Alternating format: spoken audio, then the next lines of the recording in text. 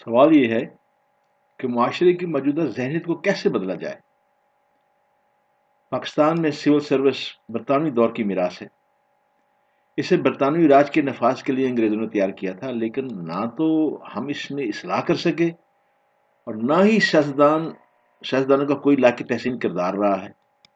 موجودہ پاکستان اقتصادی لحاظ سے عالمی سطح پر مقابلے کرنے کی پوزیشن میں نہیں رہا، یہاں تک کہ خطے میں بھی تمام معاشرتی اشارے جو ہیں اس اشارے میں مقابلہ نہیں کیا جا سکتا۔ شہریوں کے لیے اشرافیہ کے استعمال کردہ الفاظ توہین آمیز ہیں۔ ریاست اور شہریوں کے مابین ایک اچھی طرح سے طے شدہ معاشرتی معاہدے کی ضرورت ہے جو حکمرانوں، مالکوں اور شہریوں کے لیے یکساں پابند ہو۔ پاکستان میں اکثر یہ دعائی دی جاتی ہے کہ جی ملک پر زیادہ عرصہ فوج نے حکمرانی کی ہے، لیکن یہ بات بھی حقیقت ہے کہ ملک کی ترقی کا زیادہ دور انہی فوجی حکمرانوں کے دور کو گنا جاتا ہے۔ میری مراد یہ نہیں کہ فوج کو پھر دعوت دی جائے، لیکن میں حقیقت بتانا چاہتا ہوں۔